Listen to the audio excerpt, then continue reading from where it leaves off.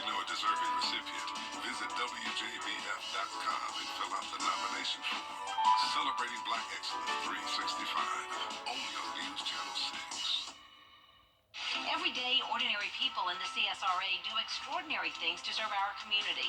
Each month, News Channel 6 recognizes these outstanding volunteers with the Giving Your Best Award. Do you know an everyday hero who goes the extra mile to help others? Nominate them for the Giving Your Best Award by visiting WJBF.com and filling out the entry form. Sponsored by Science Co., Piedmont Augusta, Security Federal Bank, and News Channel 6. The News Channel 6 mobile app is now even better. Download it today. We will have a cold Friday evening with the wind chill down to the low 20s tomorrow morning. A beautiful sunny Saturday, then rain on the way Monday with the winds coming back again. And then late next week, we will be watching for that slight chance of some winter weather. Stay with us for all the details. Right now on News Channel 6 at 6, saying goodbye to President Carter. How many from across the country are paying their respects to the late president. As your News at 6 starts now. Live from Television Park, this is WJBF News Channel 6 at 6. Hello there, everyone. I'm Jenny Montgomery. Thank you for joining us. Coverage you can count on begins in Plains, Georgia, where people from all over the country are heading to the small Georgia town to pay their respects to President Jimmy Carter, who died earlier this week. Brad Means has more. It is certainly setting up to be a very special weekend here in Plains, Georgia, a chance for people to come and pay tribute and to celebrate the life and legacy of our 39th president. People coming from hundreds of miles away to honor 100 years of life. Jimmy Carter and his hometown are part of a journey that so many just had to make. My first presidential election was voting for Jimmy Carter, and it was just, so it's a good moment. It's almost a surreal type feeling, being here. I visited here before, and it's hard to believe I'm visiting here now, and he's not here. Paula Spear's appreciation for President Carter runs deep. At one point, when she was little, that respect extended to a furry friend. I had a kitten that I named Jimmy Carter when Jimmy Carter was elected governor of the state of Georgia. Was he a gray cat? Yes, he was. Ended up being a female, but I still called her Jimmy Carter. They used to be. Okay. Philip Kurland has run the Plains Trading Post for 30 years. We're the largest retail political memorabilia dealer in the United States.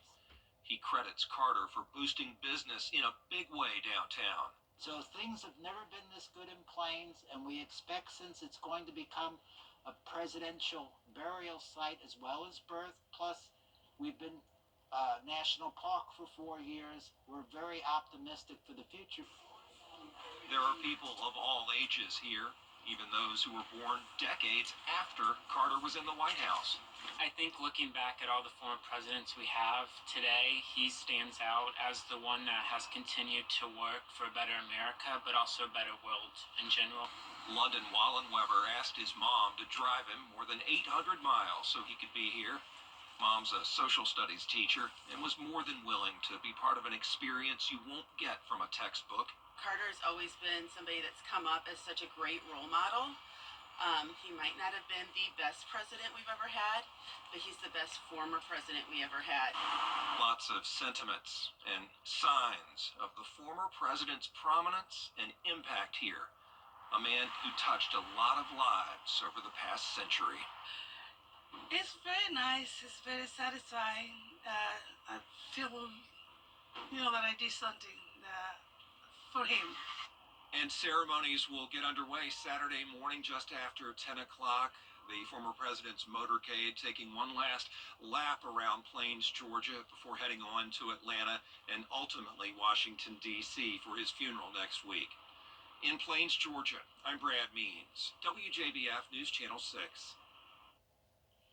For all the coverage from this week in Plains, as well as all of the details about President Carter's state funeral, just go to our website, WJBF.com. Time now for our first check of the forecast. For that, we turn to our chief meteorologist, Jenna Petracci. And Jenna, chilly weekend's on the way. Yeah, very chilly temperatures in the forecast and also some windy conditions we've been dealing with today. Luckily, the winds are settling down a little bit, so sustained winds only up to around 13 miles per hour at the highest there in Washington and Aiken County. Saluda, you are at 14, but other than that, we're mostly below 12 miles per hour. But the gusts are still a factor this evening, up to around 20 to even 30 miles per hour. That's the case around Aiken County, a 29-mile-per-hour gust.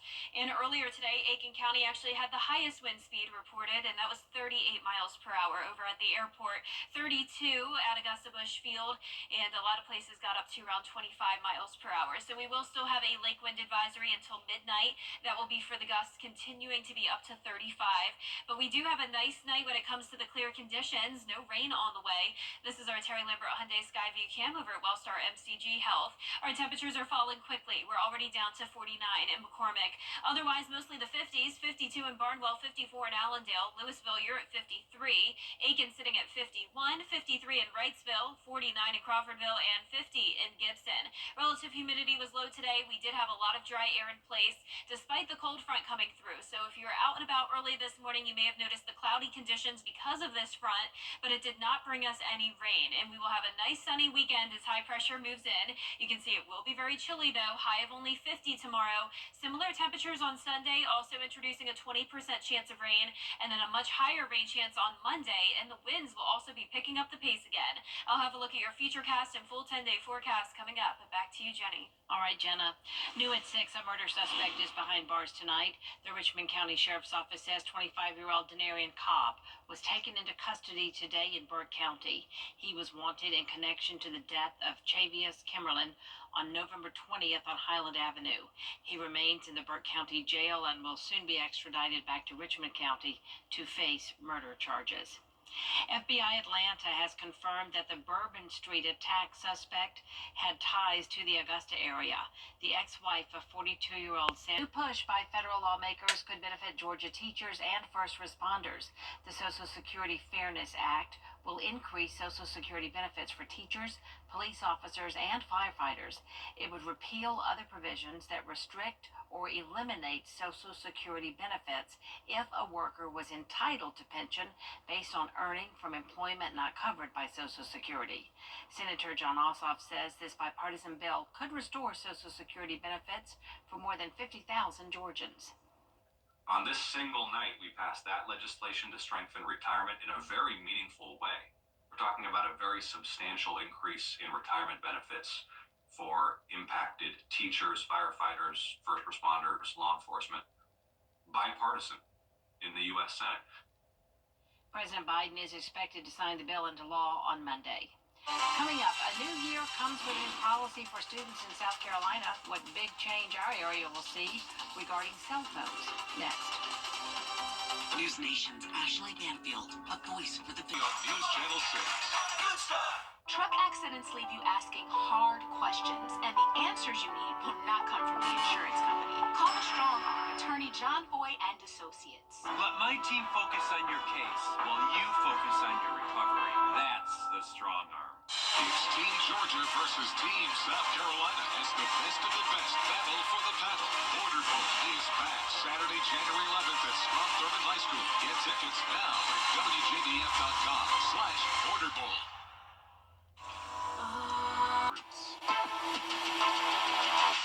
It's Team Georgia versus Team South Carolina as the best of the best battle for the paddle. Border Bowl is back Saturday, January 11th at Strom Thurmond High School. Get tickets now at WJBF.com/Border Bowl.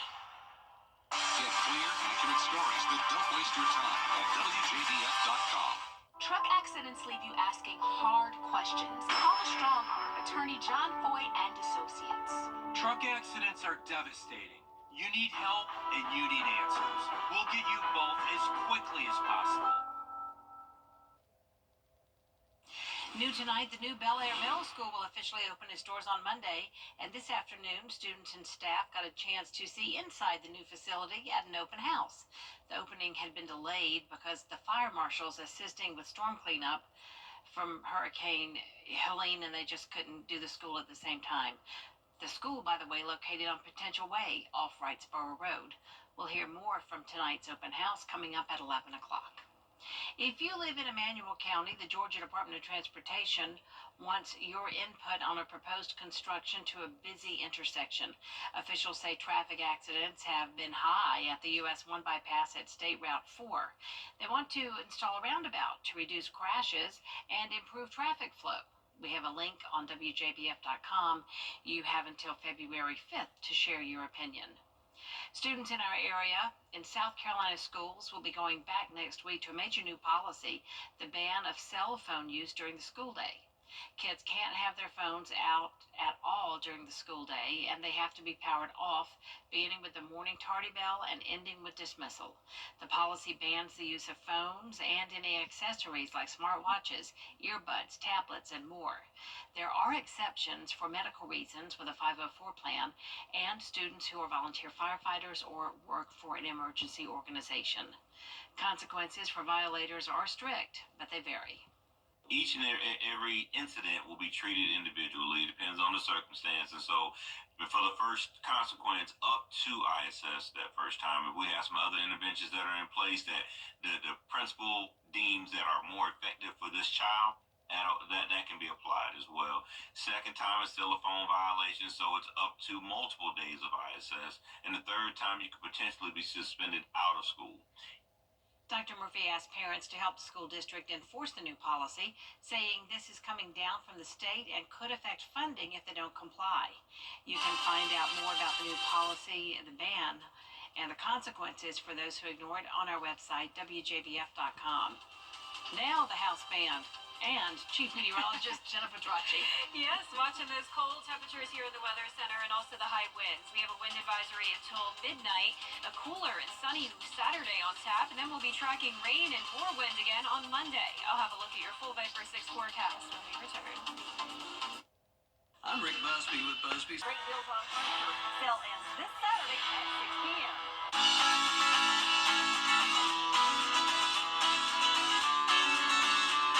Follow News Channel 6 on Instagram. Now, your most accurate forecast with WJBF Live Viper 6. Welcome back and a happy Friday evening. Here's a look at our Terry Lambert Hyundai Skyview cam as the sun has now set. We have clear skies and still some breezy conditions. A northwest wind of 11 miles per hour. Temperature sitting at 52 degrees in Augusta. Dew points are in the low 20s.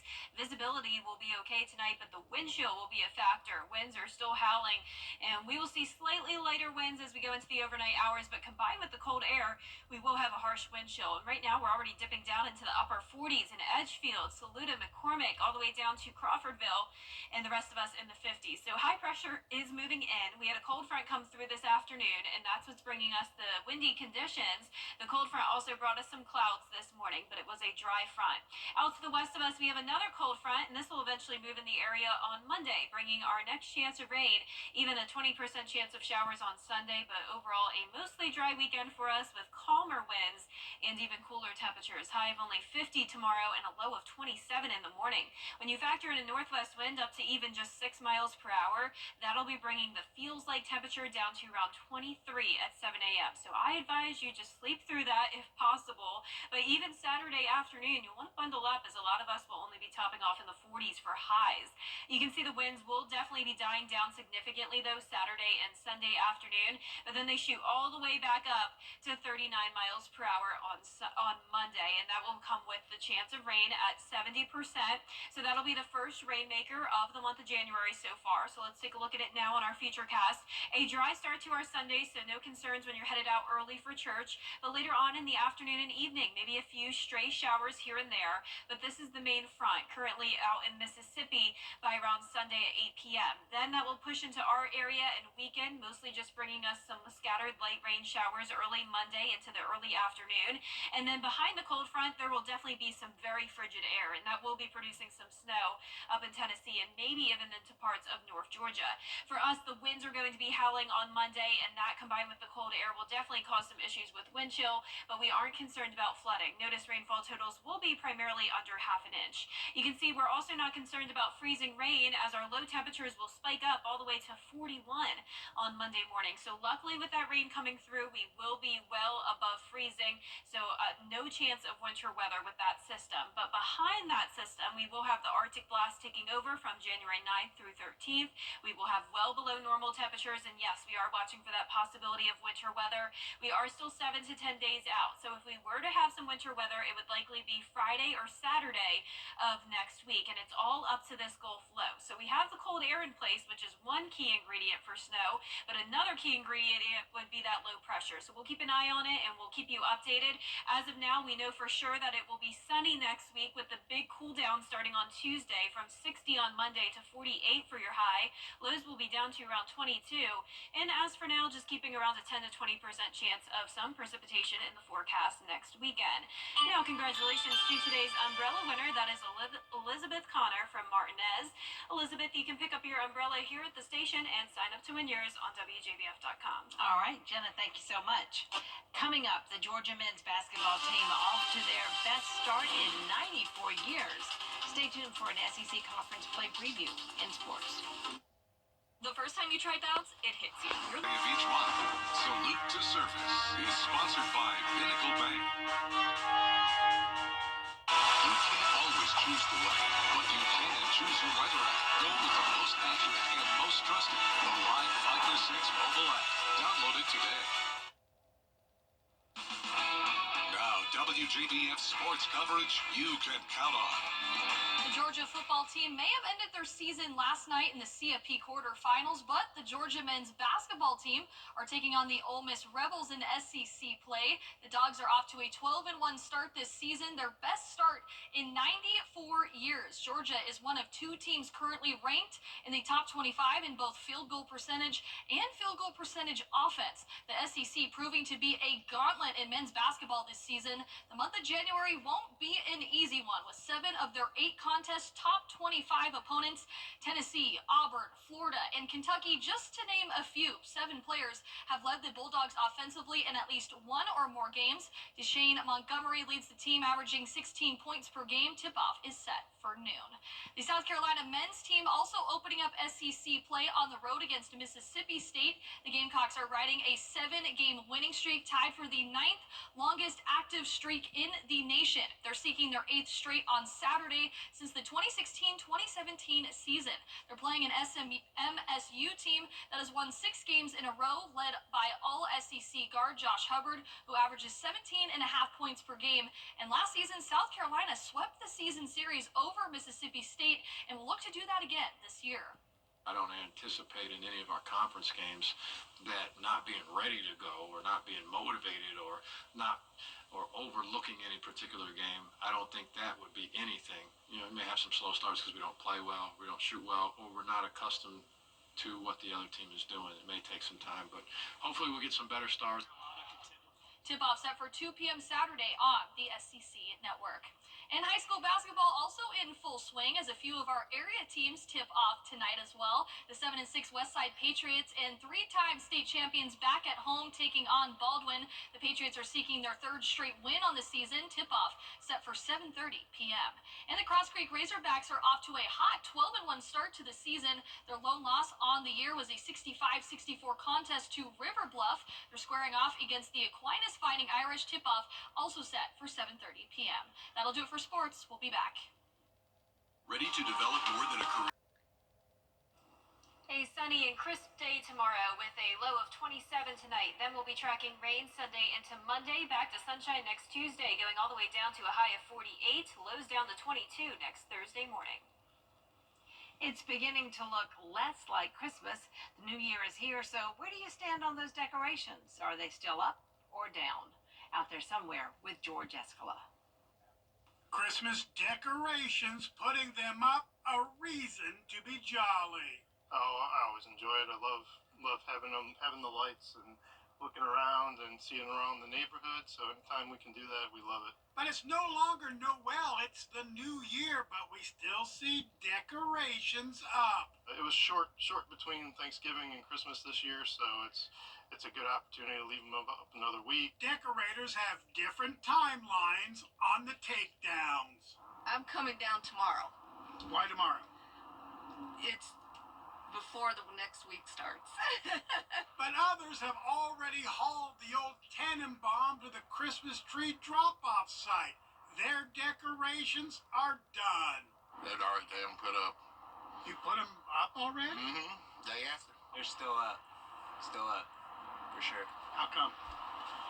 It's a lot of work to put them up. Might as well keep them up for a little while. So when should the decorations come down? Got to be by Valentine's Day. So do the quick decorations taker-downers judge those who like to leave them up? No. Some people like to keep it up to after the new year. There's some that keep them up all year round. So. Yeah, one guy said Valentine's Day. That's a little long. It makes them happy. And that's what it's all about. Out there somewhere in Augusta, George Escala, WJBF, News Channel 6. Saw that tree in my house growing up on Valentine's Day several times. Really? My mother loved to leave presents up. She did. That's me. Well, that's our report for now, everybody. News Channel 6 continues at 7 right here after World News Tonight. And we'll see you again for News Channel 6 at 11. Have a nice evening.